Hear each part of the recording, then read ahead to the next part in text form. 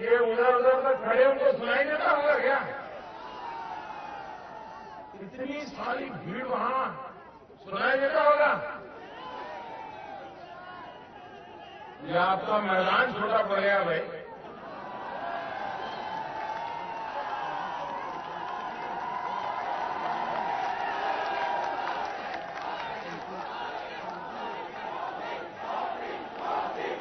मैं शहडोल वासियों का बहुत आभारी हूं। इतनी चमचमाती धूप में और चुनावी गर्मी भी है साथ में, और आपने ये जो प्रेम वर्षा की है, मैं आपका बहुत बहुत आभारी हूं। भाई बहनों, ये शहडोल मेरे लिए सिर्फ चुनावी यात्रा नहीं है। मैं सिर्फ कमल के लिए, भाजपा के लिए, हमारे उम्मीदवारों के लिए सिर्फ वोट मांगने नहीं आया। मेरे लिए यह जिला एक प्रकार से तीर्थ क्षेत्र है। मेरे लिए ये जिला श्रद्धा केंद्र है, क्योंकि आज मेरा गुजरात अगर जिंदा है, सांस ले रहा है,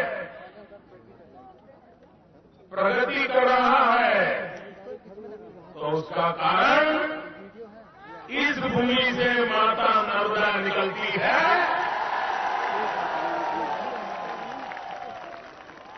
यहां तो वो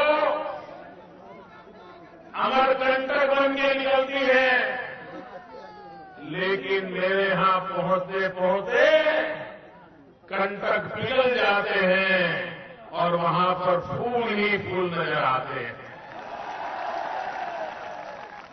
इसलिए भाई बहनों, मेरे लिए जिया, ये अमरकंटक की भूमि, ये माता नर्मदा का उद्गम स्थान मेरे लिए पूरी तरह ये जीवनदायिनी भूमि है। और इसलिए मैं आपसे कुछ मांगू इस पहले मैं इस धरती को प्रणाम करना चाहता हूं,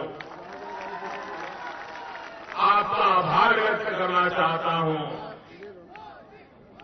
और अगर यहां के जंगल बचेंगे तो ही मेरे गुजरात को पानी पहुंचेगा।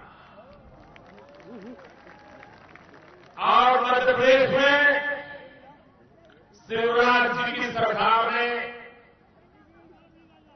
जंगलों की रक्षा के लिए, आदिवासियों के कल्याण के लिए, गरीब आदिवासियों की भलाई के लिए, बहन बेटियों के लिए, बुजुर्गों के लिए इतनी विविध विविध भांति भांति योजनाएं बनाई है कि जिसके कारण आज मध्य प्रदेश के हर व्यक्ति को शिवराज जी अपने लगते हैं। हर एक को लगता है ये मुख्यमंत्री नहीं है, ये तो हमारे परिवार का सदस्य है, ये हमारे सुख दुख का साथी है। भाइयों बहनों, आज हमारी पार्टी में भी विवेक, नम्रता, करुणा, दया, प्रेम, इस संबंध में जब भी हम चर्चा करते हैं तो हम हमेशा शिवराज सिंह जी का नाम लेते हैं, उनका आचरण का उदाहरण देते हैं और हमें गर्व होता है। हमें गर्व होता है कि हमारी पार्टी के पास इतनी छोटी उम्र में सत्ता को पचाने वाले और सत्ता को पचा करके जनता के कल्याण के लिए जीवन लगाने वाले अनेक वीर लोग हैं। शिवराज जी जैसे मध्य प्रदेश के लाखों कार्यकर्ता यहां की जनता की सेवा में जुटे हैं। और इसलिए भाइयों बहनों, मुझे विश्वास है, मैं देख रहा हूं, मैं एक दिन पहले भी यहां आया था। मध्य प्रदेश के कुछ हिस्सों में मैंने दौरा किया था, बुंदेलखंड की तरफ, फिर मैं तब राजस्थान चला गया था।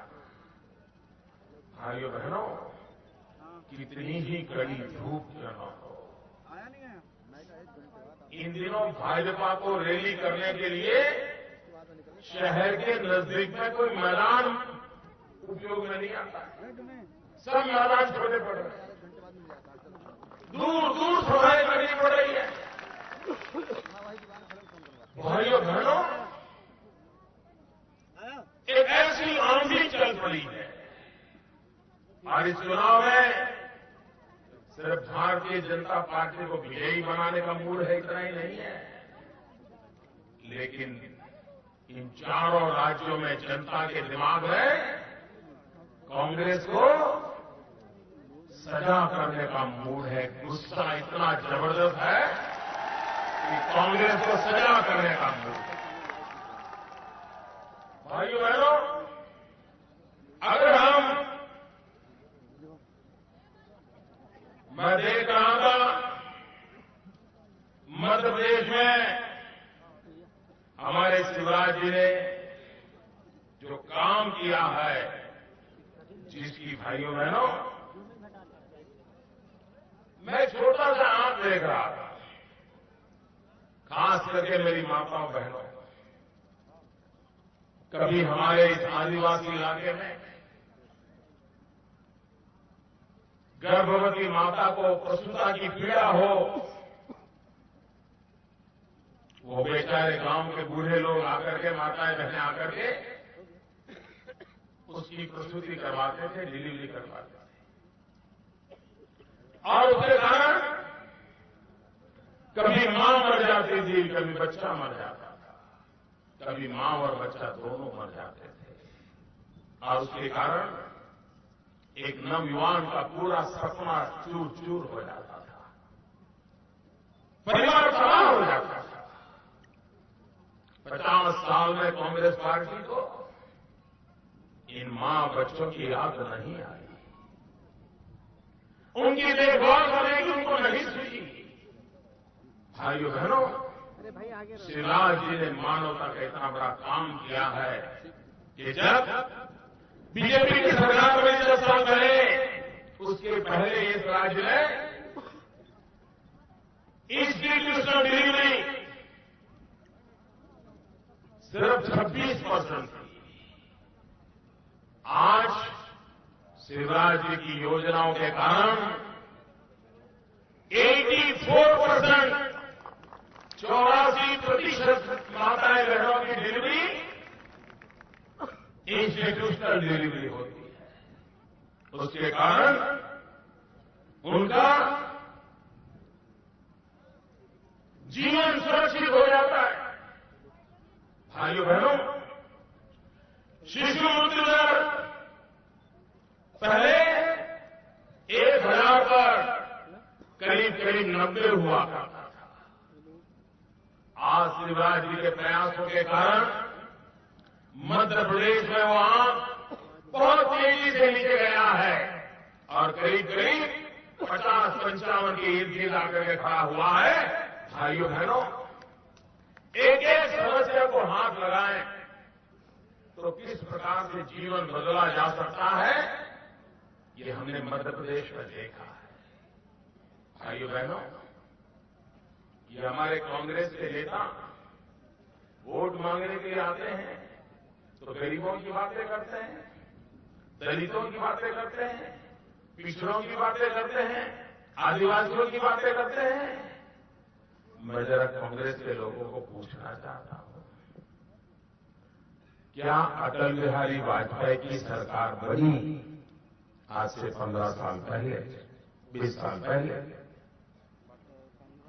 क्या उस समय इस देश में आदिवासी थे कि नहीं थे? मुझे बताइए भैया।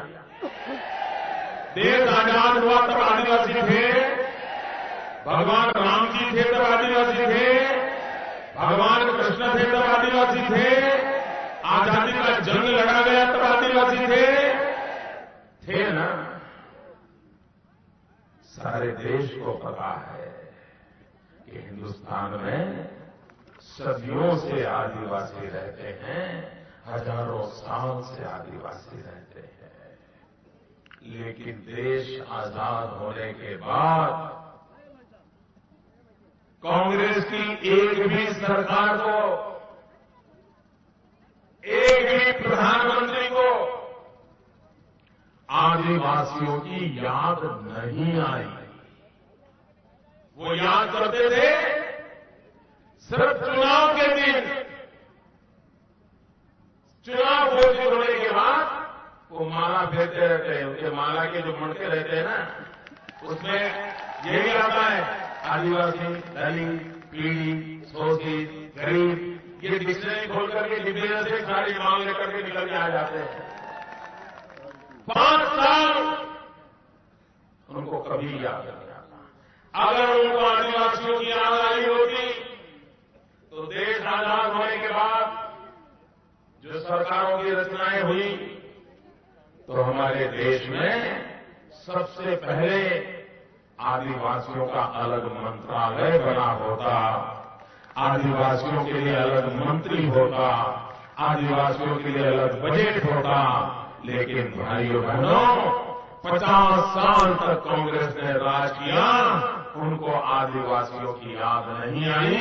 ये अटल बिहारी वाजपेयी की पहली सरकार बनी जिसने अलग आदिवासी मंत्रालय बनाया, अलग आदिवासी मंत्री बनाया और आदिवासियों के कल्याण के लिए अलग बजट की व्यवस्था की। और उसके कारण आज देश में आदिवासियों के कल्याण के लिए, आदि जातियों के कल्याण के लिए, वन क्षेत्र के विकास के लिए आज नई नई योजनाएं आकार ले रही हैं। मैं भाई शिवराज जी को बधाई देता।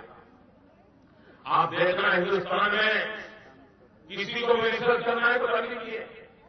जहां जहां कांग्रेस की सरकारें रही हैं और उन राज्यों में अगर आदिवासी बस्ती है और जहां प्रमुख रूप से आदिवासी बस्ती के तहसील है, हिंदुस्तान में कांग्रेस शासित जमाने में उन आदिवासी क्षेत्रों में आदिवासी बच्चों के पढ़ने के लिए 12-20 कक्षा का विज्ञान प्रवाह की स्कूलें नहीं थी।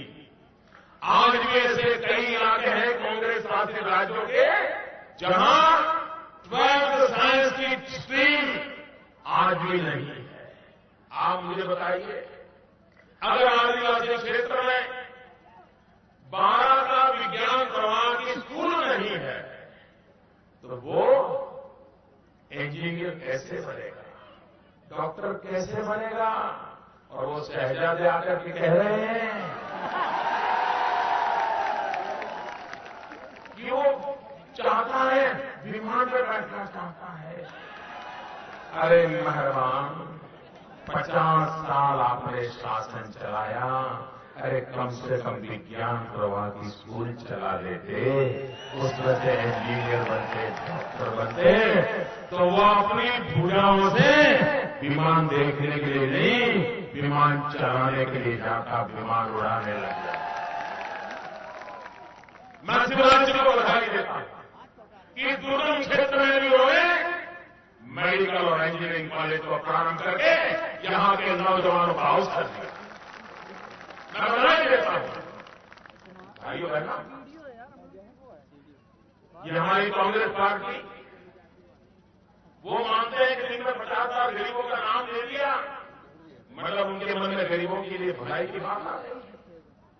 भाइयों बहनों, मैं आज हिंदुस्तान के पॉलिटिकल पंडितों को आह्वान करता था। सचमुच में देश का भला करना है तो राजनीति से ऊपर उठ करके जरा गहराई से इस देश में अध्ययन होने की जरूरत है।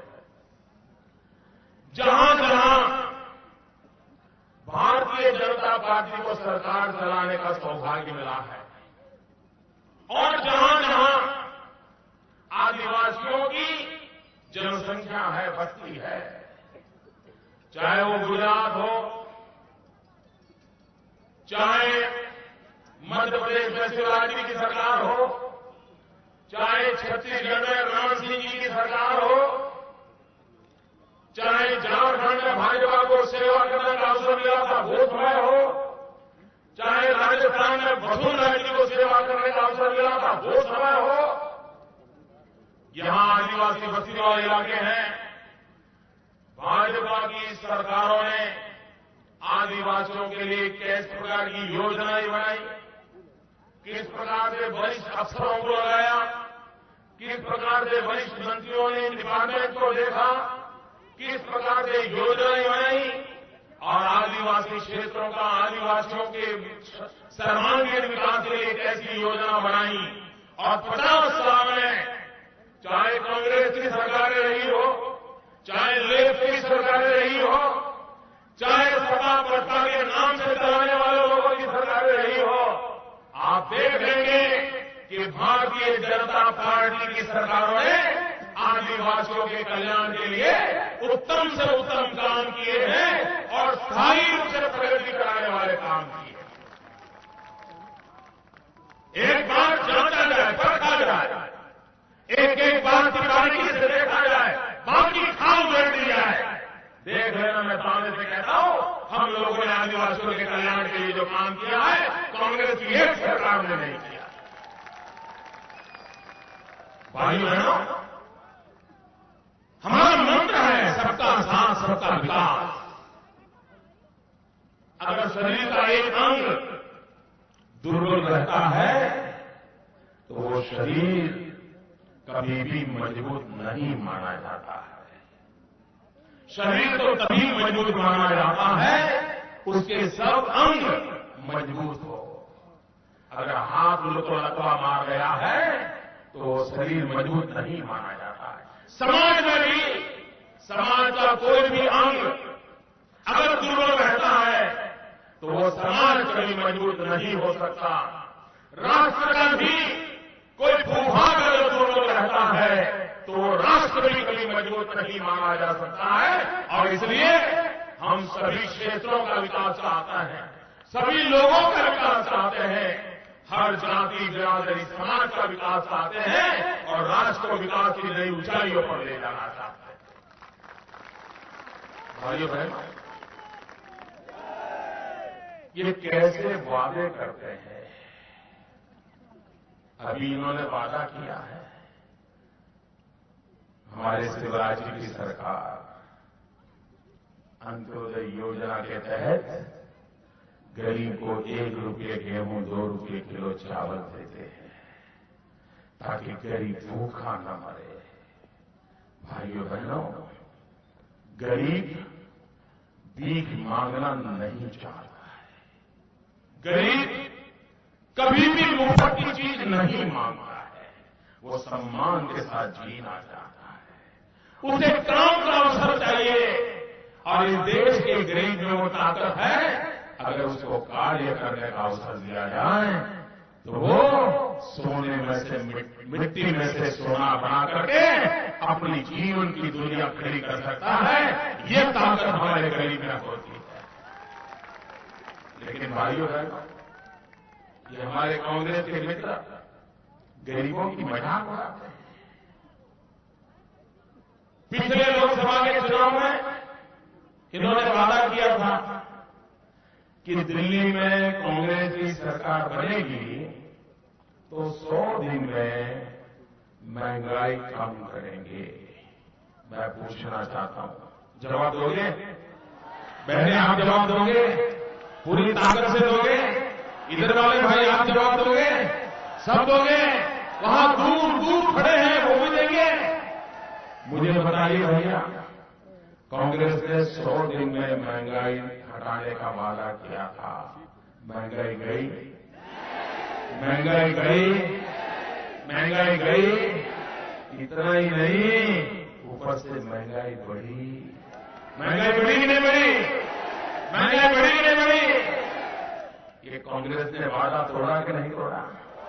अगर कांग्रेस ने वादा तोड़ा तो हमें नाता तोड़ना चाहिए कि नहीं तोड़ना चाहिए?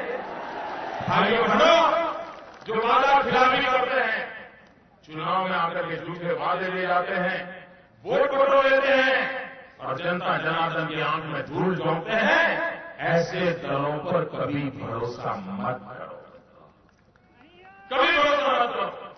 मैं आपसे पूछना चाहता कि कांग्रेस पार्टी ने कहा है कि हम अगर जीत करके आएंगे तो गरीबों को 35 किलो गेहूं मुफ्त में देंगे। ऐसा कहा है? ऐसा कोई वादा किया? छत्तीसगढ़ में तो किया था, यहां किया कि भूल गए होंगे। छत्तीसगढ़ में किया है, छत्तीसगढ़ में ऐसा वादा किया है, राजस्थान में किया। भाइयों बहनों, इस प्रकार के वादे करते हो, यहां भी ढेर सारे वादे किए हैं दूसरे। मैं पूछना चाहता हूं, मध्य प्रदेश में आप वादे कर रहे हो, महाराष्ट्र में आपकी सरकार है, आंध्र में आपकी सरकार है, कर्नाटक में आपकी सरकार है। अगर आपका इन बातों में विश्वास है तो कम से कम वहां तो ये लागू कर दो, लागू करके दिखाओ।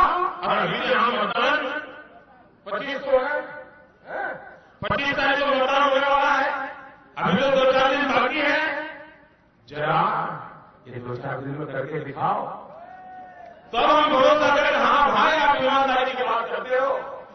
भाइयों बहनों, आप कांग्रेस के वादों पर भरोसा कर सकते हो, उनके नेताओं की बातों पर भरोसा कर सकते हो, ये उनकी बड़ी बड़ी लक्ष्यदार बातों को विश्वास कर सकते हो।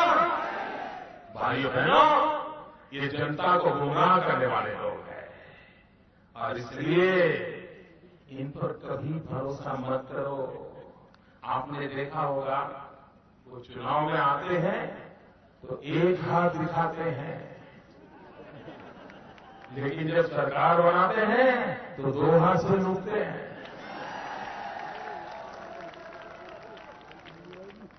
कुछ नहीं छोड़ा, तो भ्रष्टाचार में कुछ नहीं छोड़ा। जहां मौका मिला वो लूट रहे हैं। भाइयों बहनों, गरीब के पेट से लूटा जा रहा है, नौजवानों के सपने लूटे जा रहे हैं, बहन बेटियों की इज्जत चली जा रही है। भाइयों बहनों, ऐसी शासन व्यवस्था आज दिल्ली से चल रही है जिसमें पूरे देश में तबाही का मंजर है। मध्य प्रदेश बच गया है बीजेपी के कारण। आप कभी मध्य प्रदेश ऐसे हाथों में जाने मत देना। ये देश को तबाह करने वालों के हाथ में मध्य प्रदेश जाने मत देना। और भारतीय जनता पार्टी के सभी प्रत्याशियों को यही बना करके फिर एक बार मध्य प्रदेश में शिवराज जी की सरकार बना के मध्य प्रदेश के भाग्य को उज्जवल बनाए, इसी अपेक्षा के साथ आप सबको बहुत बहुत शुभकामनाएं। भारत माता की, भारत माता की। मैं नर्मदा मैया के पास आया हूं तो मेरे दिल से एक बात बता दूं, आप जवाब देंगे? मैं कहूंगा नर्मदे, आप बोलिए सर्वदे। बोलेंगे? न